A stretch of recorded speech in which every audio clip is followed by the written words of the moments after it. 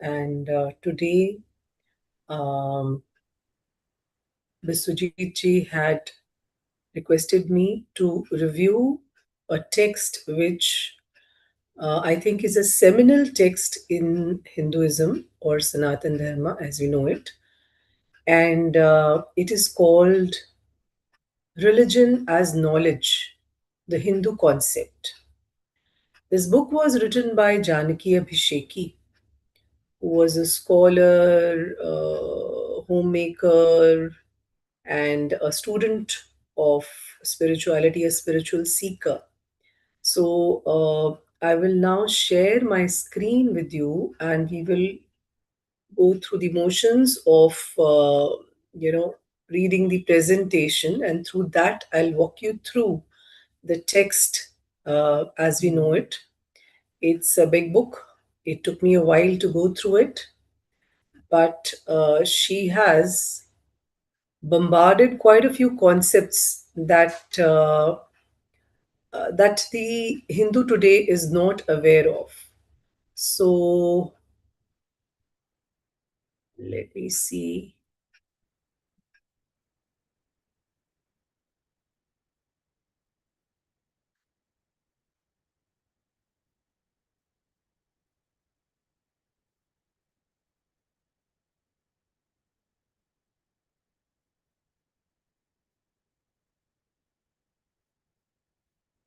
Okay.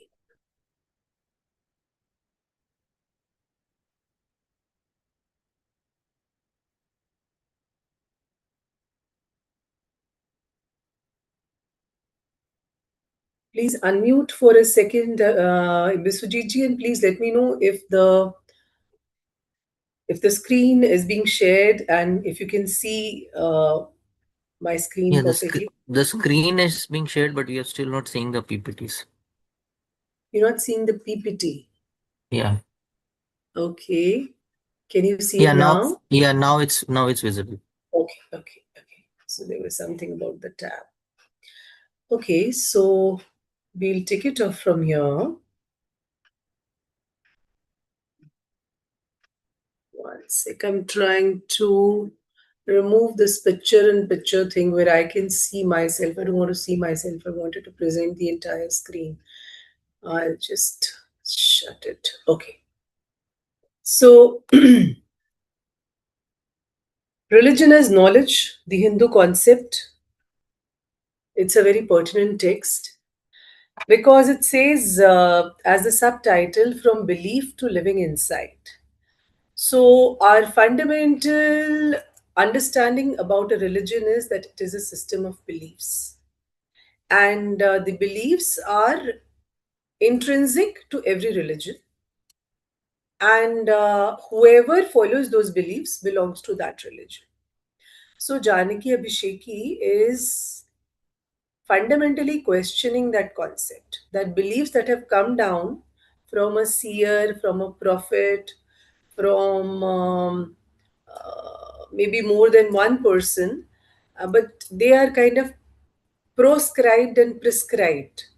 And that is what is being followed, and that becomes a belief of a community. And then this, you say that they belong to that religion.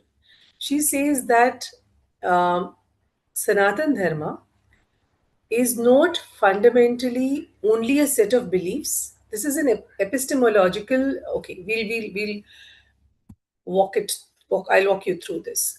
So the central thesis is that religion is a way of knowing. So this uh, is not a top-down religion. It's a bottom-up religion, where the people who were more aware decided that they wanted to know the truth, and whatever they came across as the you know things that were eternal or nitya, they understood, as they understood it, they put it down and they transmitted it from generation to generation. And there were additions and subtractions all the time, but the fundamental understanding of the truth did not change. So, people who were seekers, They downloaded what was the eternal truth, and then that was a way of life or a way of knowing how to live in this world, and that came to be recognized as Sanatan Dharma. So, in fact, that reminds me that dharma, we will look into this word more closely as we go, and many times there'll be references to this. So, the word dharma comes from the root dhri. Now, what is interesting about Sanskrit is, okay, there, you know, if I touch upon Sanskrit itself, there's floodgates open, and because this language itself is so scientific, there are about 2000 roots in this language, root words, from which nouns and verbs come about. And then you can have those compound words also, as in railway station or letterbox, that make up or give names to new concepts and things. In Sanskrit, the root dhri means that which holds or sustains. So, dharma, here the word in Sanatan Dharma is being used in its widest sense. We all know that the English language does not have a parallel word, parallel term. So, they translated religion as dharma.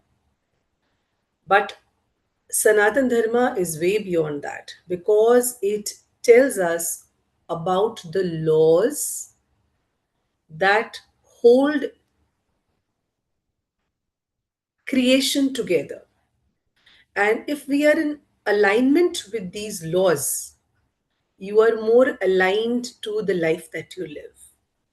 And there is no binding. You are free to choose, but then you are free to face the consequences of your choices as well. So these laws were transmitted over millennia, from generation to generation, through Shruti and Smriti, and then we'll see all our sources of knowing.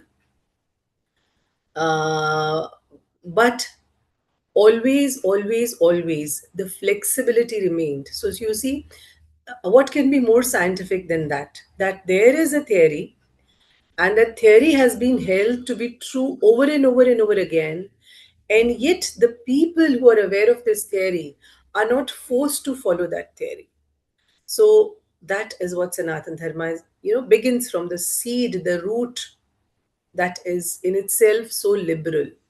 So the central thesis says that religion is a way of knowing. So Janaki Abhisheki, when she was researching for this book, she leans heavily upon an earlier text. Okay, and that is the beauty of Sanatan Dharma.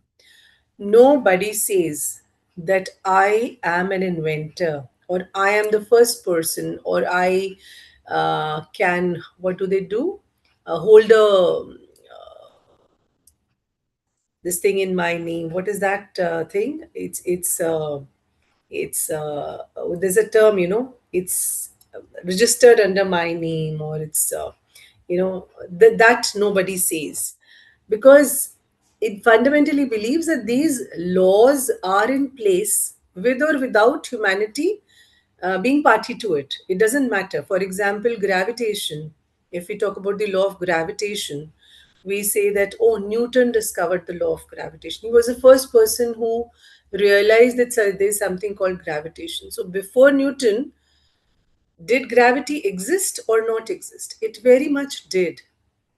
So this is what Janaki Abhisheki reiterates in the first instance, that these laws have been in place for millennia, and they have been discovered and rediscovered and put into words, and then again put into words, and then transmitted again and again. So there is no one person. This is a very beautiful when people say that, oh, you don't even know who created your religion.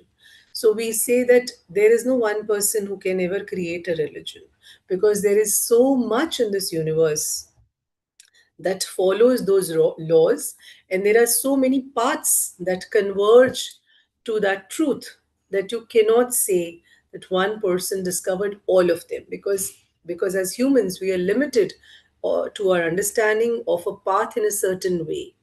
So she says she leans on P.V. Kane's text, um, uh, the Dharam Shastras, and from there she has taken certain tenets which she discusses in detail. So in the box here, you can see the quote that I've taken from the book. The quote says, "Religion, when understood rightly, is not credulity but cognition." Credulity means, so I believe whatever my prophet says, or whatever my master says, or whatever my guru says, because he's saying that, I believe it. But it brings about no change in my understanding. So that is not the way it functions. And we will see why it is not so. So, first of all, she insists that Hinduism is a system of disciplined inquiry. So she has, there must have been at that time, at the time when she was writing the book, I think in the early 50s, when she must have been researching for the book, this great debate upon what is an art and what is a science. And thankfully she has taken those parameters and then put them there because they fit Sanātana Dharma so well. So she says it's a disciplined inquiry. You just cannot, sit, open your eyes one day and say, so this is what I realized, and this is what you have to follow. No, even the people you are distributing that or sharing that truth with have full right to validate it. So you have to go about inquiring into that truth in a very, very disciplined manner. So Abhisheki argues that religion is fundamentally a disciplined inquiry into reality, not a system of blind credulity or mere social convention. So, what is this disciplined inquiry all about? So, disciplined inquiry means that you have to use your viveka. So, only viveka and vairagya. If you look into the texts of Adi Shankaracharya, who was the one of the founding fathers, or someone who helped spread the school of Advaita Vedanta, you see that he says that unless and until you are not in adhikari, you cannot inquire. So, who is an adhikari?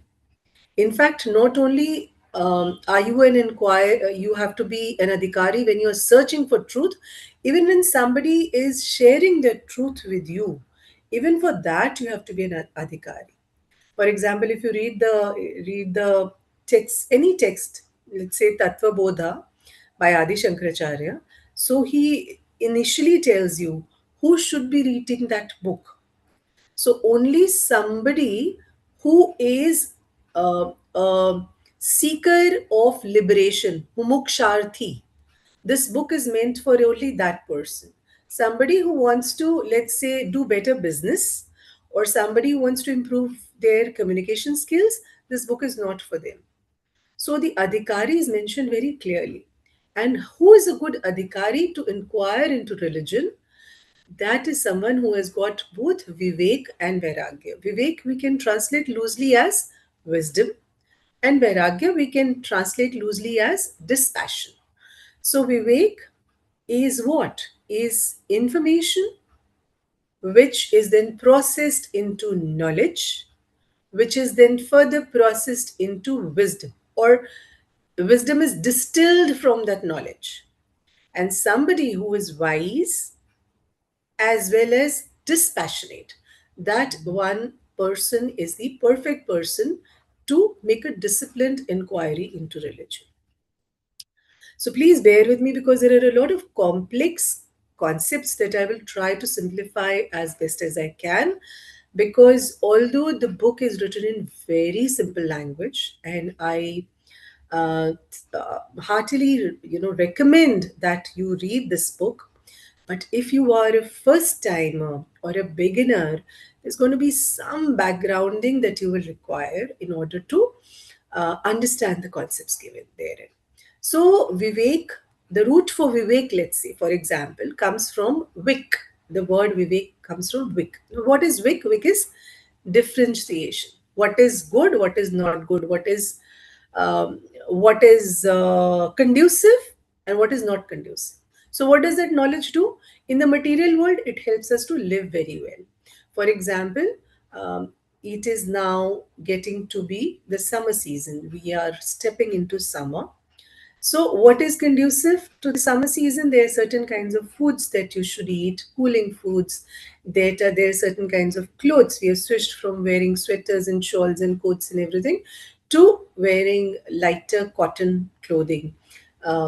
Then your everything, your entire lifestyle changes. So, if you do that, then in summer you will be able to live better. You will be able to it will be more conducive to carrying out your daily activities if you follow these things. So if you follow Ayurveda, for example, there's something called ritucharya. Certain foods are to be eaten. Don't eat too many hot foods. Don't right. For example, right now you can sleep on the floor now, starting let's say next month. But if in winters you were to sleep on the floor, you would catch a cold. So there are these laws. So if you, in the material world, if you follow these laws that are conducive, you live well. If you do not follow, or you follow non-conducive laws, then you will suffer. But what does Viveka do to you when you enter this spiritual realm or the realm of religion? So what does it do then? It then helps you in liberation. What is liberation? Okay, this is very interesting. We will discuss this a step away. So right now, I don't want to focus on that. I want to um, read out this slide, and then in the next slide, I'll come to uh, why we need moksha, why we need to be liberated from this world, and that's what she discusses as we go further. Secondly, she says that all of the knowledge in this religion is lived knowledge. So, whatever you have processed, whatever information you have processed, you will have to live it. For example, if somebody reads a lot of cookbooks, they're not going to become a good cook, right? And why is that so? Because reading cookbooks does not equal to being a good cook. Only when you practice cooking will you become a good cook. So she says whatever knowledge that has been passed down has to be lived. And oh my God, what a floodgate of knowledge opens as you approach Sanātana Dharma, and as you delve deeper and deeper into this religion, so many things open up for you.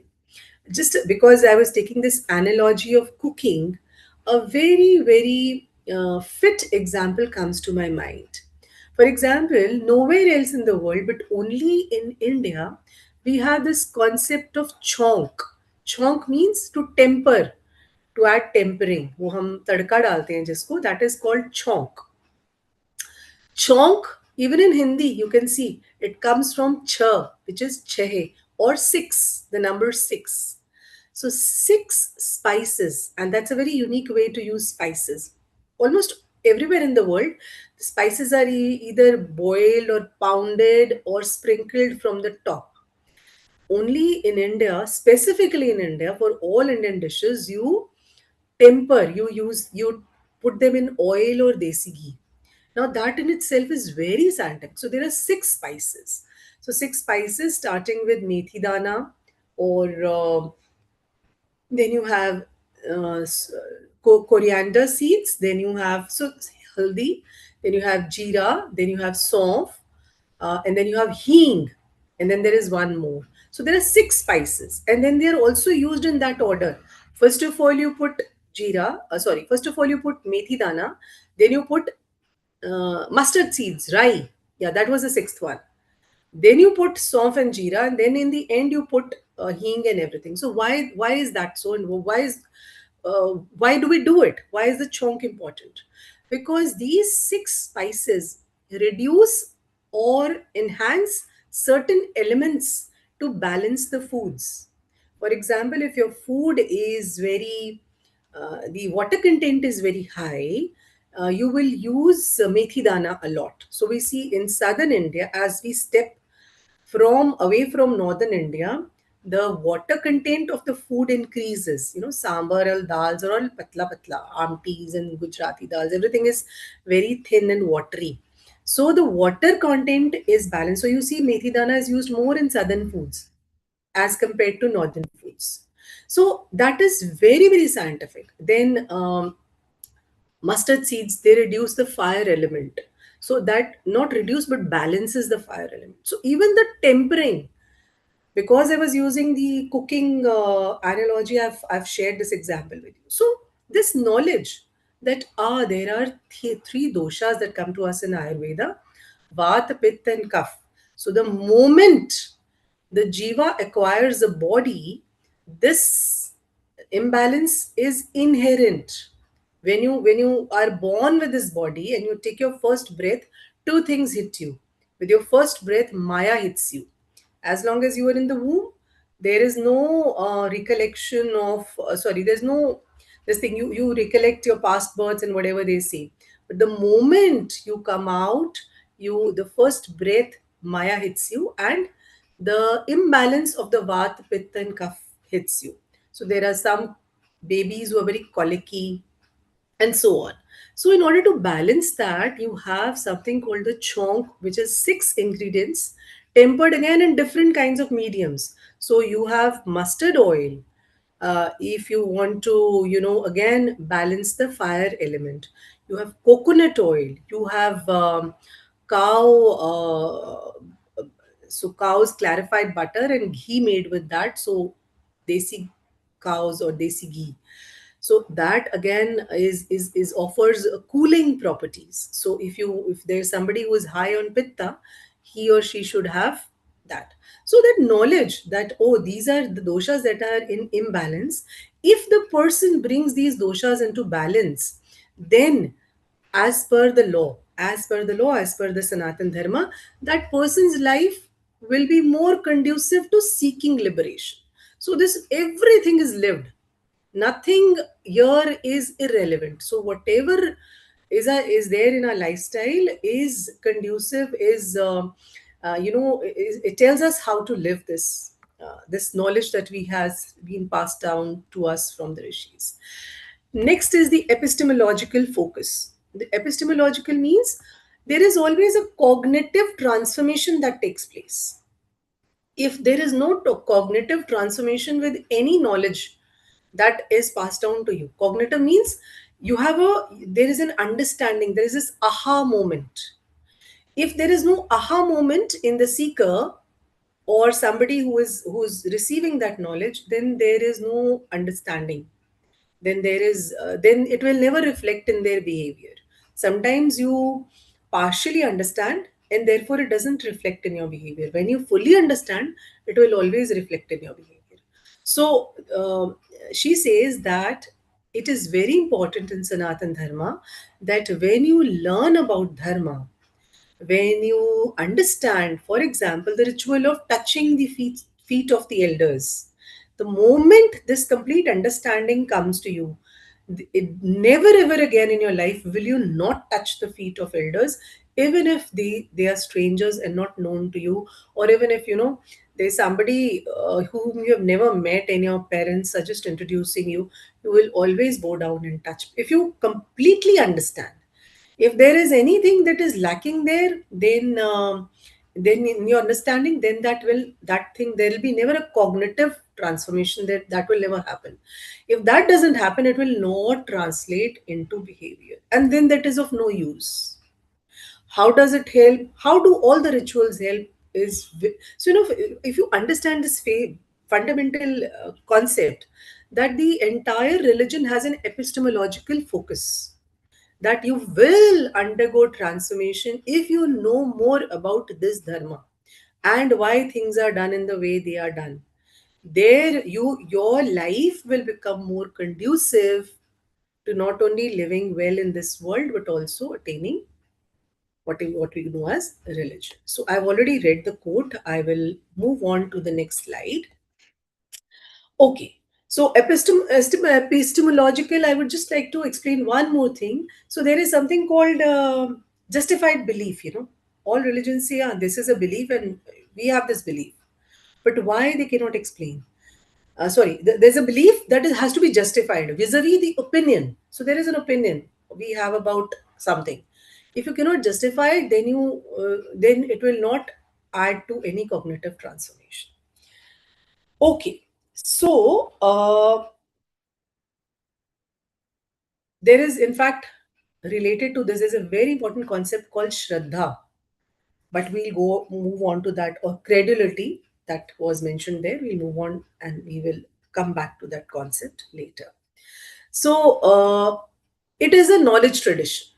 Hinduism is not a blind belief system that the father told us, or the grandfather told his son, and the father told his son, and the son will now pass it on. Just because somebody did that, because the perception at one time had become that Hinduism, oh, it's nothing but rites and rituals. So, because that perception came about, therefore, even today you see people, very proudly giving out this woke statement. I call it a woke statement. And what is the statement? I am not religious, but I'm spiritual. So with other religions, maybe you can not be religious and still be spiritual. However, in Hinduism, religion is spirituality. So there is a conjoining because it is a knowledge tradition. Spirituality refers to keeping the spirit, or the spirit above the material, and that is a very important tradition in Hinduism. And sometimes it has been accused of being otherworldly also. The Hindus are lotus eaters, they are in a different world of their own. They are escapists, they don't know how to live this in this world well, they're always talking about something else. So no, that is not true.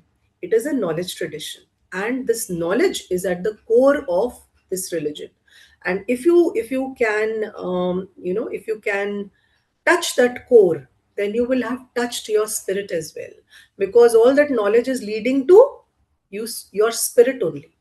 What is at your core? At your core you are the spirit only.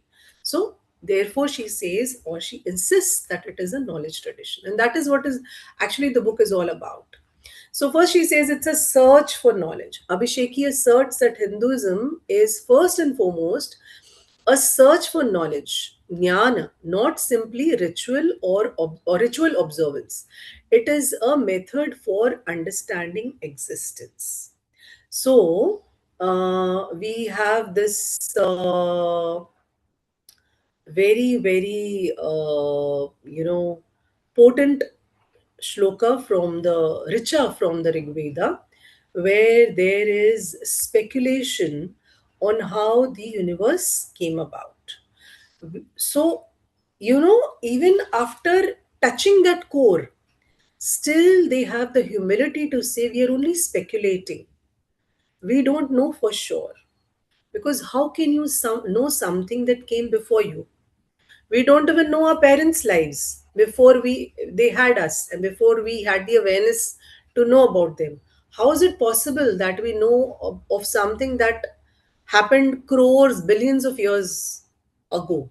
So they say, even though we have reached there, we are still not quite there.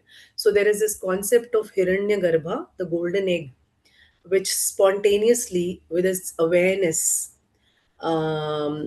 started expanding, and from there emerged all the universes, and from there the worlds and everything. So there is humility despite that knowledge that they have researched into. Then okay, so this search for knowledge sometimes is misunderstood. For example, I'm reminded, there's this analogy that we can take about the movie The Matrix, and I'm sure a lot of you, it's a Keanu Reeves movie, and a very, very popular one at that. And the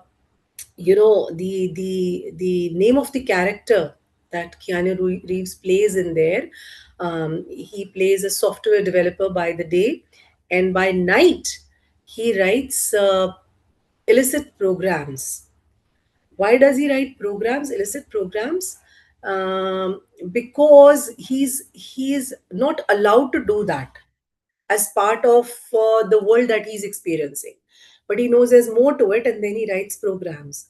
And then we know that Trinity comes into. So these names are also very, very potent. So Trinity comes to him. So, or Trinity guides him to come to him. So we see Neo. The word Neo means new. And of course, it comes from the Sanskrit word Nav. Nava means new. Neo is also the name of the character that Keanu Reeves plays. Trinity, Brahma, Vishnu, Mahesh, the female character who is a female protagonist in that movie. And then she tells him that what you're living in is a matrix that is being controlled by machines who are agents. And even the names of the agents are very, very telling. So the name of the agent is this is Smith. And what is a smith? We know, if we have a deeper knowledge of the Latin roots of the word smith, we come across this word term so much in English language. So there is someone called a blacksmith, or a whitesmith, or goldsmith. People who make things out of iron or gold, or a wordsmith. And a writer is called a wordsmith. So smith is somebody who's creating. And what are they creating? They're creating a matrix. And if you are part of that matrix, you cannot step out of that matrix. So, what has happened in that movie is people say that it is very close to the philosophy of Vedanta. However, there's a lot of misunderstandings in that movie. And please do not. So, this is the thing with Hinduism or with Sanātana Dharma. If today you are, let's say, one of you is a chemical engineer, or a mechanical engineer, or a software developer, and somebody came to you and said, "Oh, you live in a good house, or you're a doctor, or you're a lecturer. You have live in a good house. So what do you do?" And you tell that person, "Oh, I'm a software developer, or I am a professor, or I'm a doctor." And he says, "Wow, I want to be a professor too." So then you tell him, "Oh, please teach me." So you wouldn't know, first of all, where to start. Let's say if you're a doctor, you wouldn't know how to start teaching medicine to somebody who's very enamored by the medical profession or your glamorous lifestyle. And you would say, "No, no, no. See, you cannot learn medicine in one day. You will have to undergo disciplined inquiry, disciplined training, and then you will uh, arrive at the knowledge that I have." Similarly, if you do not undergo the discipline training, you will not understand this dharma. Living in India, we learn about Hinduism, or learn Hinduism through the process of osmosis. It's there in the environment. It's there in the stories that our grandmothers tell us. It's there in the festivals. It's there in the fasts that we observe.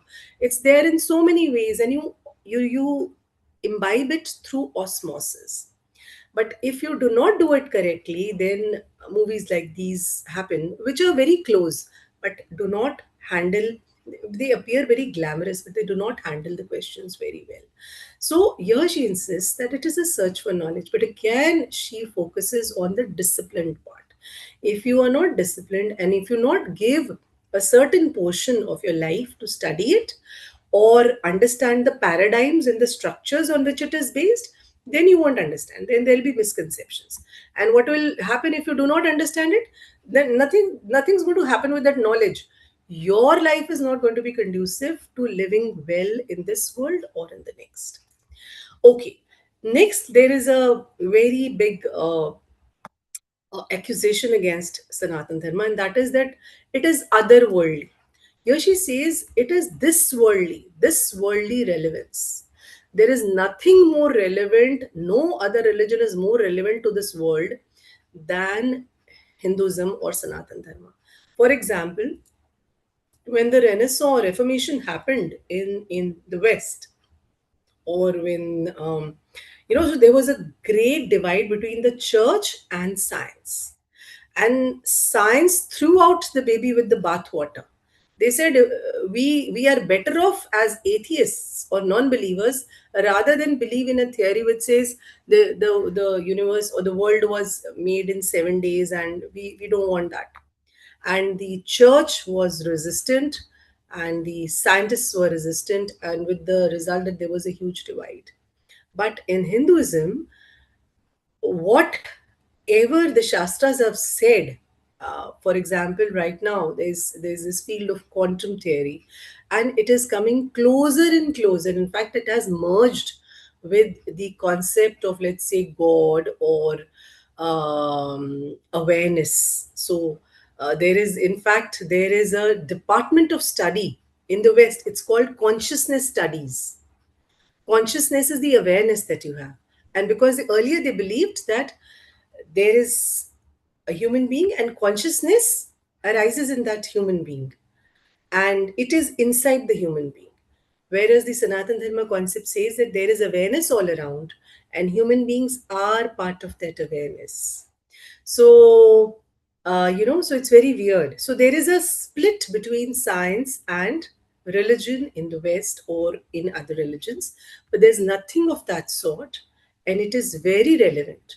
So, whatever is that knowledge is brought about, its application is there, whether you see it in education, you see it in our architecture, you see it in our sculpture, you see it in our art. Everywhere the knowledge of the scriptures has been applied. Then there is a critique of amnesia. The book laments the loss of this intellectual heritage in modern education, leading to misconceptions and a disconnect from the civilization's core value knowledge. We know that, for over 1,000 years, we were colonized. And these repeated waves of colonization, they not only stopped the spread of that knowledge. Now it's very important for this knowledge to spread with every generation. Why is that important? Let's say we say, okay, let's say in the city that I am in, um, everybody, we have taken a census, and everybody here is literate. Okay, so shut down the schools, because even the smallest of children here, youngest children also, the anybody who can speak can read and write. So shut down the schools. So what will happen? The next generation will become illiterate, because every child that is being born illiterate and needs to be imparted that knowledge. But this break in our knowledge tradition happened for over 1,000 years. And not only was it, a forgetting on our part, but it was a cruel, break that was given by the colonizers, by the invaders or people who came and, crushed our systems of knowledge. So she laments that, but it is a reality. And however, knowledge is not something that is, that can be forever lost. Knowledge cannot be forever lost. We sometimes lament, oh, this knowledge used to be there and now this knowledge is lost. It will come to us. Why will it come to us? Because these are eternal laws.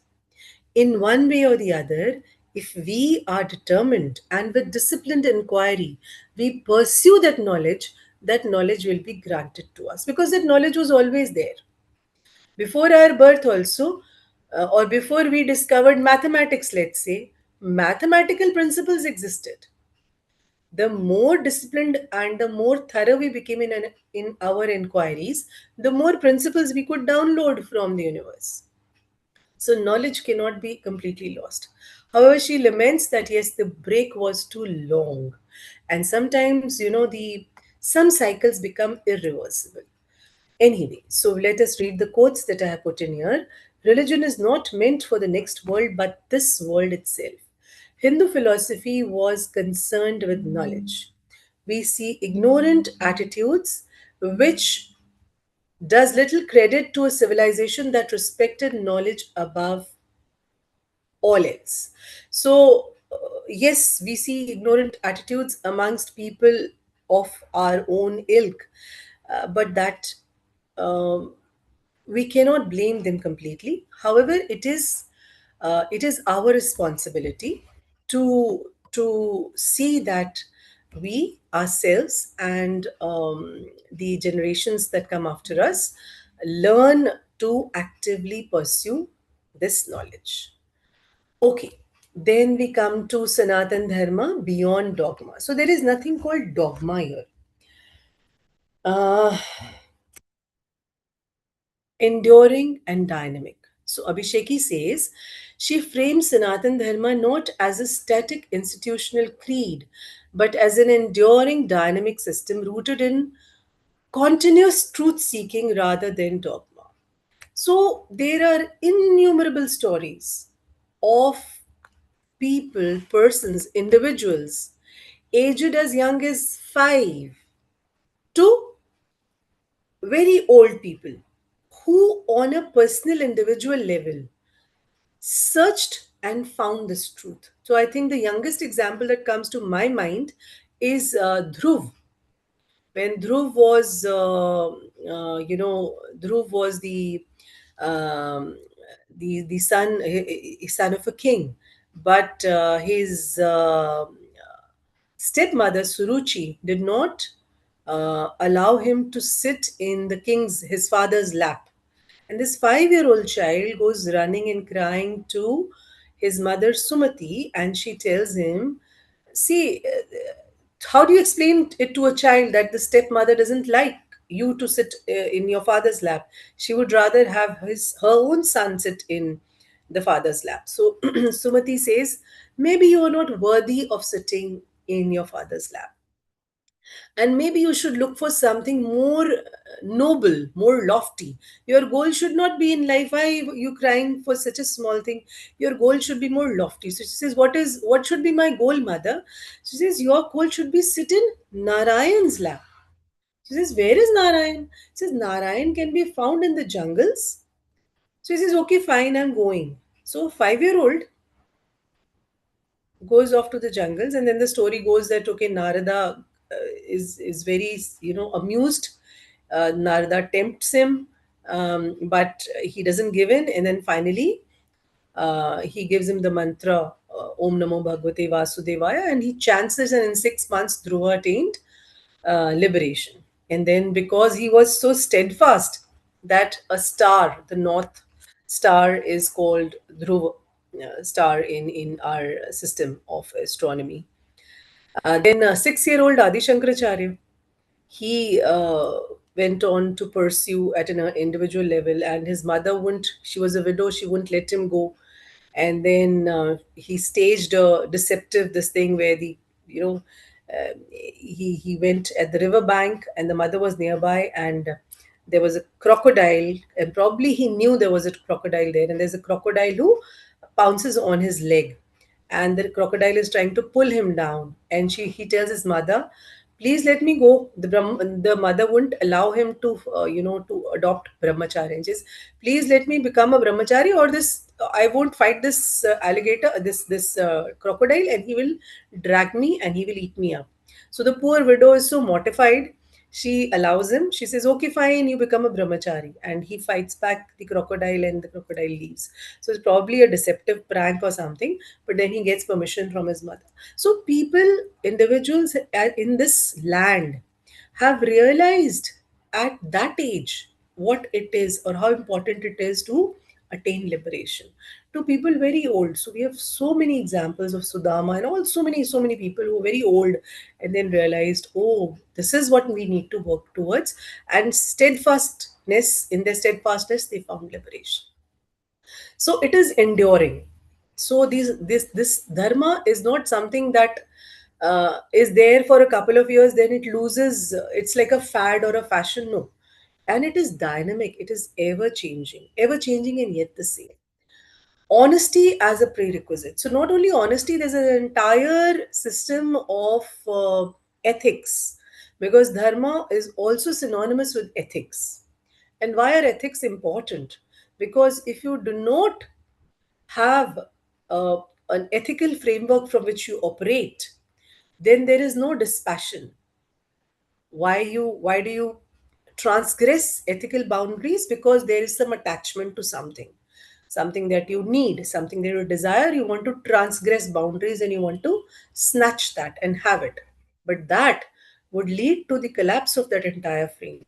So ethics, not only honesty, but all, and that reminds me of a very good again an anecdote of researchers who were researching honesty quotients in different countries, and they dropped a purse full of money in various countries, and they had good results in a lot of other countries as well. But when they came to Bali, and Bali for a very long time was a Hindu nation. So it is said that a lot of Hindu kings had sailed there and settled there when Muslim invaders came this way.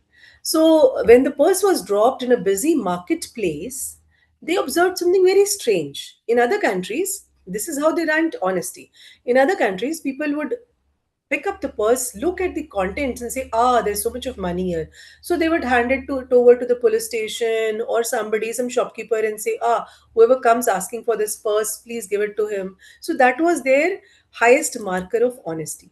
In that country, what they observed was very, very strange. No one would pick up that purse. People would see it because there were people, it's a busy marketplace. People would see it, look at it, watch it, but not touch it. And by evening, the researchers were flustered. They did not know what is it with these people. So in the evening, whatever the rest of the people who were passers by, they questioned those people, and they said, "Why won't you touch it, even to return it to the owner?" He says, "No, I can't touch it. Somebody else's property." So he says, "But why can't you touch somebody else's property?" He says, "See, I am a Hindu. I will not touch it because I'm a Hindu." So he says, "What logic is that?" He says, "See, whoever dropped that purse in the market, when he goes home in the evening, he will recall, oh, I went to the market and I dropped my purse there. And then he will come searching for it there. How will he know which police station I have given it to? How will he know which shopkeeper I have given it to? So let the purse be there only.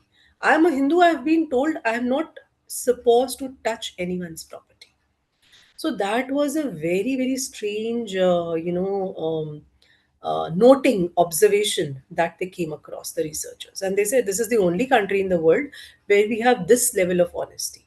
I'm so sure after tourism has proliferated or taken over that island, group of islands, I don't think the level of honesty is the same, but this is what the case used to be. And we hear from our forefathers, and even today in some villages, there are no locks put on houses when people go out. Just that sankal is there, it's put on the door, and uh, and if that sankal is there, then nobody steps into the house. There are no thefts. And even today, looking at the population of India, we probably listen to or watch a lot of crime patrol, and there's a lot of news about crime. So to us it would appear as if, oh, there's a lot of crime in India. But I remember a Sadhguru lecture, attending a Sadhguru lecture. He says, our ashram is in an area of 56 kilometers, square miles. And for this 56 kilometers, there are only two policemen who have bicycles and two, batons, not even weapons. And they handle all the crime in that area. It's not as if murders did not take place. But whatever happened was could be contained by those two people who were patrolling that area. So as compared to the amount of population per square kilometer, the number of police authorities is still low. Well, we won't go into that because then there are facts and figures that you can throw, but the idea is that Sanātana Dharma is based fundamentally on an ethical framework, and the framework is a prerequisite if you want to lead, as I said, a conducive life here in this world and a conducive life to further evolution. Moral transformation. Okay, so this is what happens. Actually, this should have arrows. It should be like a, you know, a chart, because what happens when you follow ethics is that something shifts inside you, and there is a moral transformation. So suddenly you start feeling very good. For example, a lot of Indians, when they go abroad and they see that nobody is, jaywalking through the vehicles and not jumping red lights. So they have this very good sense of peace and calm. And they I w- we were I was a Canadian PR person myself, so I've seen it firsthand in Canada. There is such a relief, because nobody is going to transgress that. You know that if you are a pedestrian, people will slow down their car for you to cross the road, and that brings a sense of relief and a very good feeling. So this is what happens if you follow ethics.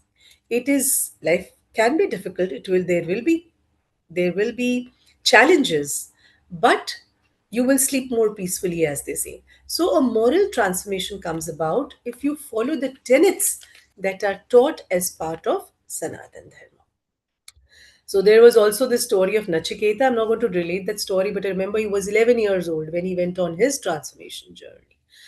So we see that the understanding of truth brings about a moral change in man. So this is what she says. Philosophy is a search for the ultimate truth of all creation. And since truth is the aim, honesty is essential for the seeker. So all civilization, she says, is based on the quest for truth, knowledge, which is basically truth. So only when you become more interested in the materialistic part, then you become selfish, and then your quest for truth stops and a civilization stops growing. Only when you are moral and your compass is very strong and you follow this framework, then you are dispassionate, you can work for others as well. Your focus is not only material gain, and then the civilization as a whole also flourishes. Okay, now we come down to the to what this book has done basically. So what it has done is it has got clear chapters. Now this was the philosophical grounding that we were talking about, the initial chapters. It's got 20 chapters in all, and then it takes up all the scriptures that have shaped Indians to who they are today. So they, of course, they will. Anybody who writes a book on India will have to start with the Vedas and the Upanishads. Then she writes about the Ramayana, the Mahabharata, the Bhagavad Gita, the Bhagavatam, what is the role of women in society, and everything else in between. But these are the sources, the primary sources of her knowledge. And now she starts with dealing with these sources, and she begins her inquiry with the Vedas and the Upanishads. So today, for a lot of people, Vedas are something, where only a lot of rituals. How do you perform rituals? Only that is the information that is given. If you study them seriously, you will see that there are four parts to the Vedas, and that is not all. But why the rituals are followed, and that why is very important, and how the rituals came about, even that knowledge is there. So they are compendiums, they are kind of encyclopedias of knowledge that have been gathered by the sages over ages. So she starts with the Vedas and the Upanishads, and she says that they are primary texts of wisdom. So Abhisheki situates the Vedas and Upanishads not merely as religious edicts, but as primary texts of philosophical investigation and inquiry into the nature of reality. So she says basically they wanted to inquire into what is real. So then they came to the conclusion that anything that changes is not real, that is anitya. And there is only truth that is nitya. And how do we understand that what we are living in as I said before, is a matrix. It's a very big conclusion for a civilization to arrive at, for a large community of people to understand that they are living in a matrix, that we are all inside a game, that we are all Marios, which someone sitting somewhere is playing the game with us. A sacred trust. Knowledge was not static, it was a living heritage maintained by communities who viewed preservation as a sacred duty rather than as a mere profession. So we see that despite all these invasions and marauders and invaders and the blood that was spilled, we still have very strong communities of craftsmen, people who have knowledge of the herbs, people who have saved uh, music from being destroyed, people who have saved the knowledge of medicine from being destroyed. And they did this. Um, so my grandmother used to tell me that please don't even for a moment believe that okay, the Rajputs were all out there fighting the Mughals and the British and all these people, and the rest of the Varnas, they were not doing anything. They were completely involved. So the craftsmen were saving their knowledge, and the people who were making all these conquests did not come in search only for spices and gold. Please remember, they came to destroy a religion, and they came for its knowledge as well. So the British did that. The other invaders who came before the British also did that. They tried to take this knowledge away. So it is said that communities upon communities of Brahmins, for example, from Kashmir and the northern parts of Punjab, where this Vedic civilization had blossomed and was had been flourishing for ages, they came and hid themselves in the what we now know as Jharkhand, or the villages of Madhya Pradesh. And it is said that they could not cook because the fires would alert the invaders. So they say that generations upon generations of Brahmins lived there and saved those texts, and their children were fed rotis of grass by their mother. So grass, the kusha ghas, the mothers made rotis, or then they, survived on roots and berries for generations in order to save that knowledge. And why did they want to save that knowledge? Because the entire Sanātana Dharma community believed that this knowledge is the only thing that is worth pursuing. Not our homes, not worth saving, not our homes, not our wealth. Uh, even children were sacrificed. Husbands, of course, were sacrificed. Fathers were sacrificed. Mothers themselves stepped forward, but they realized that this was something that was worth saving. And this was because of the sacred trust, the bond that was there. Then she says that this is a culture of dialogue. Okay, so the Upanishads, especially, only religion in the world which doesn't say, okay, I say this, therefore you follow this. Any text you pick up, it is all question and answers. I talked about Tattvabodha Adi Shankaracharya, question and answers. Pick up any Upanishad, question and answers. There is someone who is questioning, there is someone who is answering. The person who is questioning is the seeker, the person who is answering is the guru. The names may differ, it's just another way of the seeker asking the same question, another way of the guru answering that question. But the questions remain the same down the ages. So that is the culture of dialogue that she insists that we have. So we'll have to hurry because I see the clock says that we do not have much time. Rituals interpreted through meaning. So the rituals are not empty rituals. I've spoken a little bit about that. So we'll skip this part. And all rituals here have meaning. There is nothing called empty rituals. And the rituals are important because they create metacognition. The metacognition is a very important concept. Metacognition means that human beings are the only ones who can think about the fact that they can think. No other species can do that. There are thinking species. There are whales, there are dolphins, there are monkeys, there are ants, there are crows, very intelligent. They can think, they can work through things, but they cannot think that they are thinking. That's only for human beings. So rituals uh, kind of slide you into that metacognitive state, where of course then the practice of spirituality becomes deeper.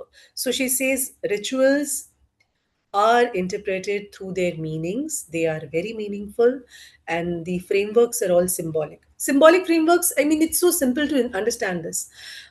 If I were to ask you, let's say, for example, uh, something that you cannot put down in words, how will you do that? You'll do that through a ritual or a symbol. Let's say if I were to ask, let's say, my 8-year-old niece, um, how can you symbolize love? I think that's the quickest thing she'll do. She'll do this. So, or she'll draw a heart on her, a red heart or a pink heart on a sheet of paper. So this heart becomes suddenly a ritual, a symbol of love. Otherwise, how will you put love into words? So these rituals, there are symbols in all religions. But these symbols that we have here, the swastika, all the symbols, they are very, very meaningful, and they follow a framework. They guide you through the path of spirituality. Okay. Scriptures here are maps, they are not manuals. You don't have to go like step number one, step number two, step number three. No, you can take another route. So, this is Delhi. I can go via this route also, I can go via this route also, I can go straight also. I can take a flight, I can go by road, I can take a train. So, they are maps. So, the important thing is you should know where you want to arrive at, and they have a lot of interpretive depth. So there is no facet of your question that will ever remain unanswered. That's what Janaki Abhisheki says, and that's what my experience of reading the scriptures has been.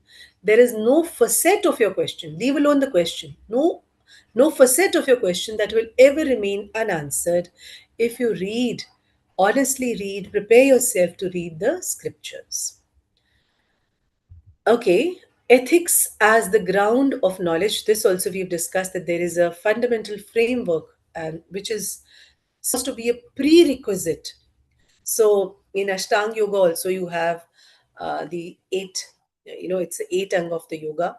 So you have to follow that path, and within that path it's yam niyam pratyahar.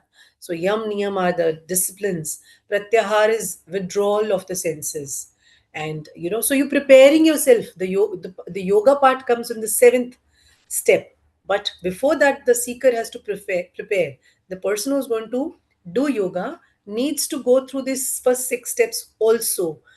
So ethics is the ground. Ethics is the scaffolding on which you can build this building of. Okay, and this is somewhat, this needs a lot of detailing, karma and chaturvarna, because these are the two things that, or two concepts that are the most criticized and the most upheld. So karma is now officially an English word. It's there in our dictionaries. And the chaturvarna system, I think, the moment somebody wants to criticize Hinduism, the first example that they'll pull out is, you have the caste system. The caste system is not the Varna system. Please understand, the Varna system was based on professions, and it was very fluid till the 10th century. And she gives the important references. So, what happened after the 10th century? 10th century, after 10th century, a lot of invasions started happening. So instead of seeking to modify, our people who were in charge of dharma said, let's just preserve what we have. And I think, and this is what she says, I think this is why intermarriages between Varnas uh, were avoided. And then later it became very, very rigid. So there is a reason for it becoming rigid. But please understand, there was no competition. We are only 300 years into industrialization, and it's a like life in the cities has become a case of man eat man or dog eat dog, they say. So it's man eat man. Everything is competition. If you're not good enough, somebody else will take your place. Somebody more intelligent, somebody younger, somebody with better communication skills, somebody with more whatever. So that did not exist for thousands of years because there was this very, very this Varna system, which was very resilient.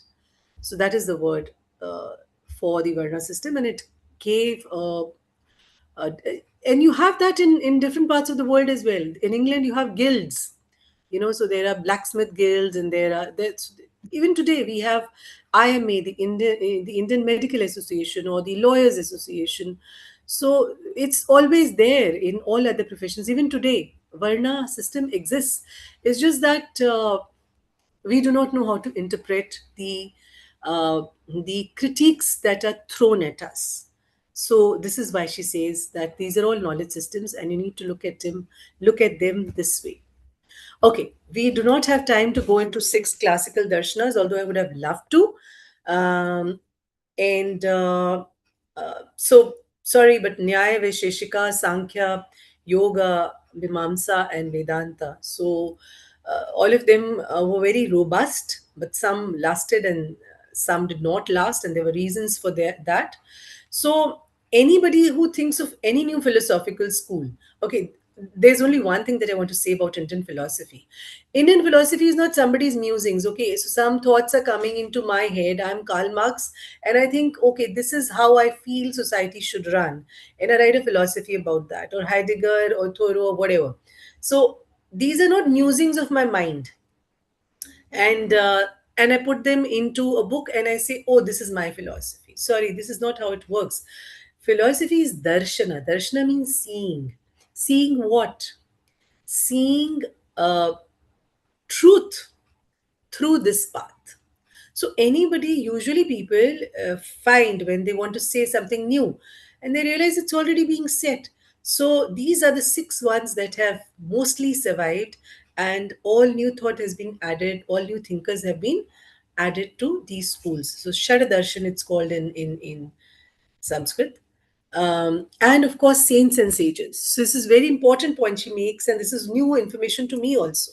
So the concept that we have of saints and sages are not people who feed off um, people who are working hard. So materialistic people, grahastas, they work their, you know, day and night, and these people are just parasites who leech on and they don't do any work. So that is not the concept that we have of saints and sages. Saints and sages have a very important role to play in saving dharma. So not only do they preserve the core of dharma, the tenets of dharma, they preserve the scriptures of dharma, they guide you. That is why even the kings who were very learned had a rajguru. Arjuna was a kshatriya and given the best of education, yet he required a Krishna on the battlefield. So these saints and sages, because they are very dispassionate, they don't have attachments, so they will guide you very well. And that, not only that, but when dharma is in threatened, in danger, they also rise up to protect it. And here she shared a very beautiful nugget, and I would like to share it with you. One of the bravest army contingents in the Indian army is the Gurkha regiment, and the Gurkhas are followers of Gorakhnath. So Gorakhnath was one of the Nath yogis who founded the Nath Panth. Not really founded, he was a follower of Adinath, which is Shiva. So Gorakhnath was a he was a Nath yogi, and these Naths also preserved all the scriptures, by the way. So so Gurkhas fought where it was relevant. So saints and sages are not only people who just they just take this thing in their hands and they're begging for alms all the time and they're beggars. No, they're not beggars. So it's a synergetic relationship. They give knowledge, and then they don't have to worry about where the food will come from. So the grasta says, you give me direction and I will provide what you need. But they need very little and they give way too much in return. Okay, dharma is a living understanding. I think we can skip this because we have talked a lot about this. This is one of the last slides. It says, what is the difference between science and knowledge, religion? So there's a schism in the West. Here there isn't any. I've taken these quotes also, um, but I think we will just give it a go by, and I'll skip quickly to conclusions and takeaways. So religion is epistemological. That means that there is a theory of knowledge, and that is what religion is. Then it transforms. Ethics is seen as evidence. Without pramana, nothing is accepted. You say, I found the truth. Sorry, how do you justify it? So you have to validate your truth. Then your experience is considered as your validation. And you have to inquire it into it as a spiritual discipline. So the quote here is very important. It says religion is not something one belongs to, it is something one realizes. So you're not born into a religion, therefore you become this. You have to realize the fact that you are a Hindu, a Sanātana Dharmi. So with that, I will stop sharing, and I will take your questions.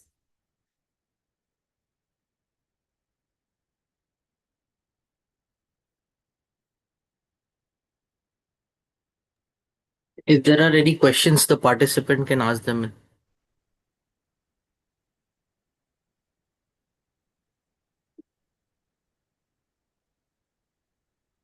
Yes, Somnath ji, please go ahead. Namaste ji, thank you so much. Very good review once again.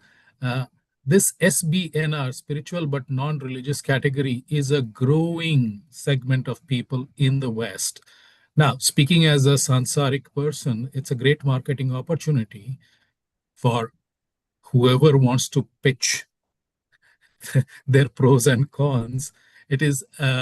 I was wondering if you could touch on more on the argumentation we as Sanatanis would want to use. For me, one of those key differentiators would be that, well, you cannot be spiritual without being moral. Honestly, so that is my take on it. How would you frame the marketing pitch to the SPNR crowd? I'm part of a group that is studying Advaita Vedanta. And within that group, I got to know that they're starting a course. This is an organization based in the South. Uh, and they have started a course for Sanatan Dharma people, parents, based in India and also outside India. So you have people who have joined from the US, who have people, we have people who have joined from Europe and all other countries. So I joined it for a lark. In fact, I was one of the back end team, and I just thought, I'll take a peek. And what you just said, it resonates so much with me because when I took a peek and I saw the Guruji who was explaining, it was remarkable. So if I give you an answer now, it won't stick. The reason is neither you nor I are prepared enough. But if you want to do some serious research into how to counter skeptics or how to shut up the people who, not only outside Sanatan Dharma, but even within Sanatan Dharma, they doubt, then you need to enroll seriously into something like this. However, since you've asked this to me here, my answer to you is that you cannot, can you pitch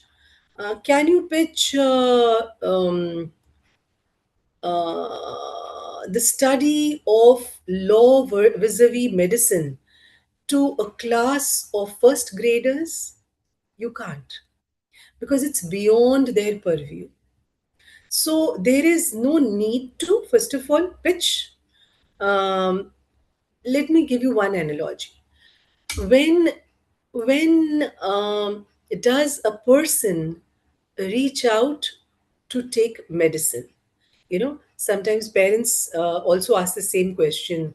Our teenagers are, they are into their phones all day, and they do not want to participate in rituals. So what do we do now? The answer is the medicine. Person who needs the medicine, only then will he reach out. If you talk of medicine, if you talk about medicine, saying, this is very good for the heart, but the person has an excellent heart at the age of, let's say, 14, 15, 16, 17, or 20, 20 plus, they will not need that medicine, so they will not ask for it. So, first of all, only when you need the medicine, then you become a sincere seeker. Most of the people who are asking questions are really not interested in the answers. That is the issue. Only when you are an adhikari do you deserve a good answer. However, for those, again, as I said, for those, all those shut up calls that you want to give to people who are out to only, who are basically skeptics and have no, no intentions of taking your answer seriously, then please join something like that. But I don't think I am qualified enough to give you a short, crisp answer on that. I'm sorry, Thank you but I very really. much.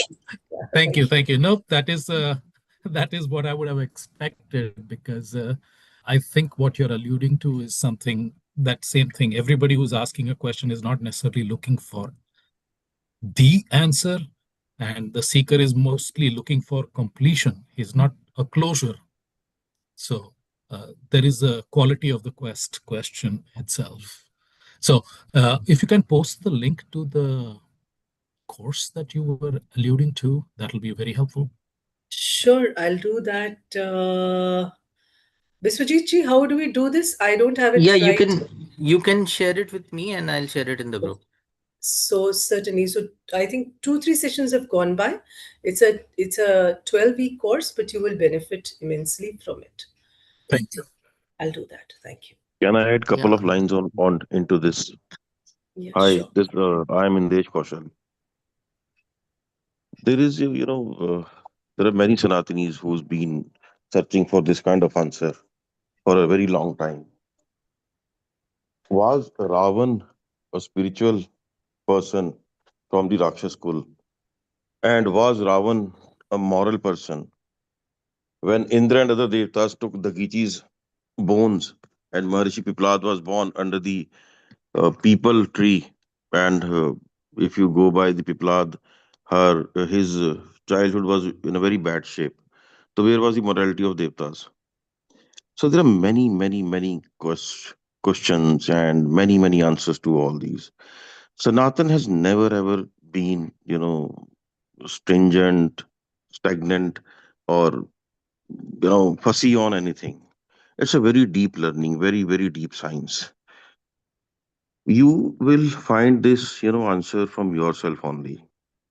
Just calculate your things, what you do in daily life, and someday you'll find the answer.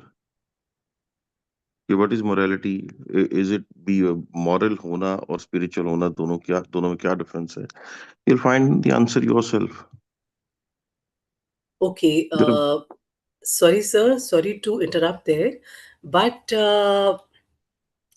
that's not really true. I mean, with due respect, yes, it is a deep science, but yes, you need guidance there. So if you say that only through self-reflection you will arrive at all the answers, that is not correct. This when is we one go thing. into self-reflection, you will learn a lot, We will learn a a lot lot. from Yes, but from this is everyone. I mean, me, you, and everyone. Only then we'll be able to find the answers.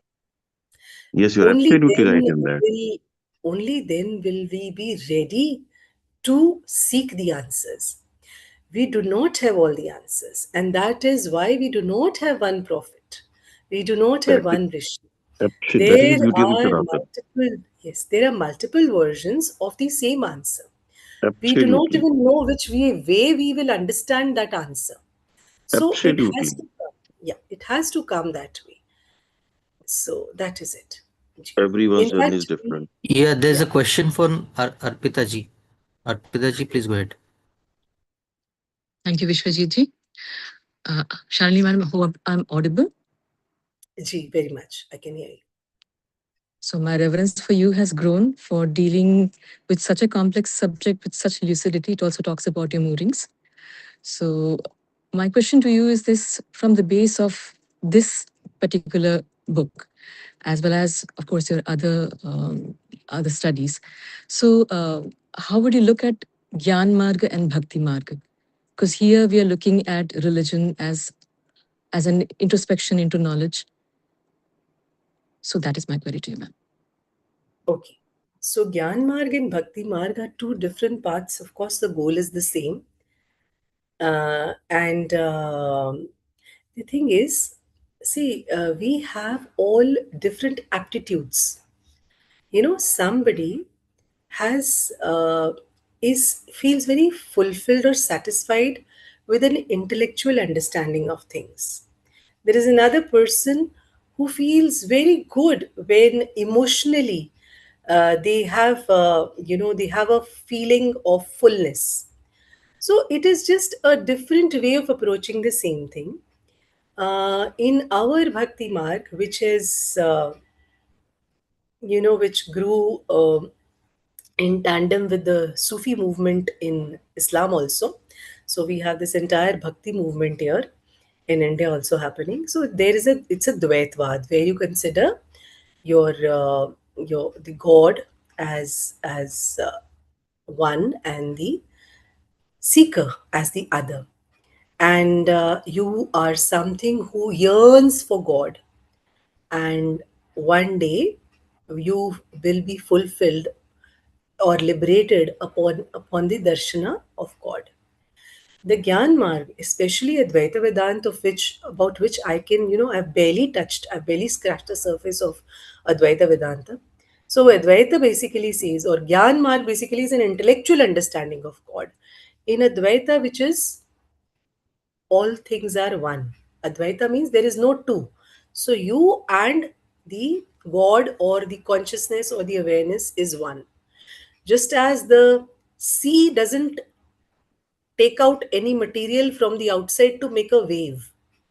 So we are waves that emerge from the sea and we fall back into the sea.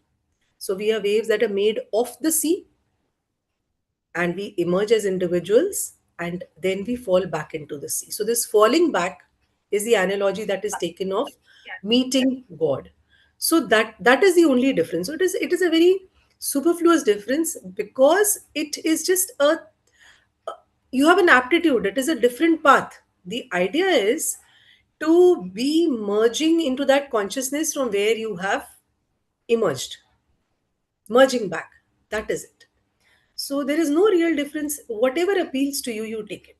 There has never been any, uh, penalty or any one who can stop you. And this is the foremost reason why not only have so many sects and other religions thrived in India, but there are so many religions that came or communities that came from outside India. For example, the Syrian Christians. They were persecuted in Iran when Islam hit Iran. Then there were the Jews. Then there were the Sufis. Sufis are the mystic arm of Islam. And they were persecuted, they were hounded out of all the Muslim nations, not allowed to, practice their way of ibadat. But they were given this thing in Kashmir. So you see, this is the reason why there is a multiplicity of paths and all of them are acceptable. So, whatever path satisfies your thirst, whether it's intellectual query or whether it is emotional yearning, whatever does that. But please remember, it is not in isolation. So even if you follow Gyan Marga, there will be elements of bhakti in there, there is upasana in there, everything is in there also. So even in the Gyan Marg, we do everything. Even in the Bhakti Marg, you have to be given knowledge. Without intellectual knowledge or without intellectually understanding how the Japamala brings you closer to God, you cannot be a good bhakta. So it's just which element predominates. That's the only thing. Do I answer your question somewhat? You do, and you do beautifully. Thank you so Thank much. I'm Yeah, not we'll in take authority. this last question from Gayatri N. Right. Uh, Namaste ji. Yes. It was a very nice presentation. Ma'am, I kind of differ with your views regarding Sufism. Actually, we can take it at a different opportunity, because Sufism is not all that good song and dance that we see. It's more of conversion business. Anyway, that's a Yes. different topic altogether. I think the previous questioner asked about Bhakti and Jnana. As you rightly said, there is hardly any difference between the two. It's an artificial division, because even Adi Shankaracharya used bhakti as a medium to reach the Jnana Marga, because we can't, as in this Jivatmas, as we are all Jivatmas, we can't contemplate the Nirguna aspect of Brahman. So we start from the Saguna aspect. That's how we proceed and go to the Jnana Marg. So, ma'am, I would like to ask you how to sort of, because this kind of intellectualization goes around more in the Hindu minded people also, to belittle bhakti. And some even claim that bhakti has led us to the state where we are in, uh, made us more napunsaks, not taking care of the invasions that came. So how do we address that problem? Because that is not so. How do we address that problem? By being very honest. We ourselves have lost touch with our religion. Please systematically study your scriptures. There is no other way. There was this king who wanted to learn mathematics, and he asked a mathematics teacher to come and teach him. And the mathematics teacher came the first day and he said, "Okay, O king, we will start with the study of mathematics.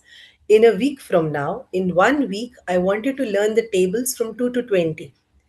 And the king was flummoxed. He said, "I can't do this." He says, "Give me a shortcut." So that was what the mathematics teacher, the reply was, "O king, there is no shortcut or there is no royal road to mathematics. So there is no royal road to understanding such a vast religion.